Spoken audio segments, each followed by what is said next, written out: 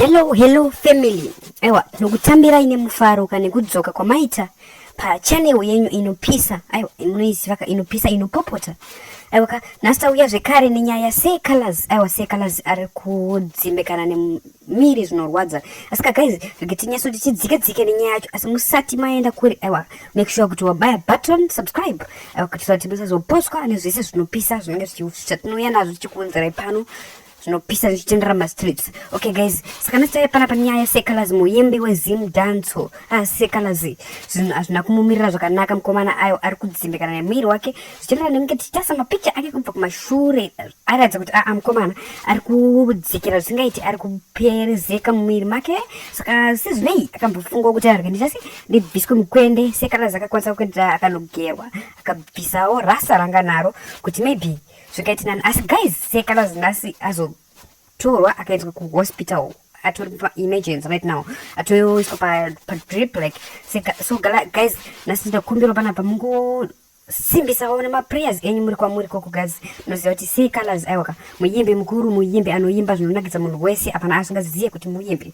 Kunyange zvazvo achibhayiza zvake achizimbobhayiza achisaiza madhara ana wingi. Tikatarisa pane posta riripo pamashure panapa akabva kutosaiza wingi manje apa pasawaya muzuva rasasi kutaura pane izvozvozvo. But pane imwe nyaya pane imwe nyaya mukomana mbida d apostawo pafacebook account yake. Rege ndikuisire picture racho muzvionere zvapostwa nambida d achiedza kutaura ndezvaSeh Calaz. Aiwa, ndikukuitira kuti mukurumidze zvenyu kupora but mukoma wangu mutase musiye zvinodhaka guys. Ameno zviri necessary here kuti munhu angabva atozosvika pakutaura izvozvo kana munhu achinge arwara. Alright, mina ndikuratidzei post yapostwa nambida d iri panapa. Again, try kuisa padhuze muione zvakanaka titaura nezvaiti kuti guys zviriko here izvi kana munhu ari pakurwara zvakadai. So okay, saka ndiyo yakapost yapostwa nambida d. Aiwa, kambida d.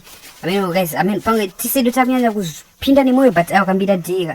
Iwe usataure kuti anzi mukoma wangu siyai zvinodhaka kutanga imi musingadhakwe. Mbida d unogara wakadhakwa atidoti dakupinda napersonal kana kuti sei but kana iri pakati panguva yekuti timbonamatira mumwe anenge achipinda amudziko. Aiwa, ngatibasa nemune zvakanaka kwete kuti makutora mukana weizvozvozvo motanga kutaura zvinhu zvakaita seizvozvo muda kumakisa zita remunhu mumafanzi. Aiwa, mbida d tokumbira udzorechi mwoyo wako ipapapo delete post kana uchikwanisa.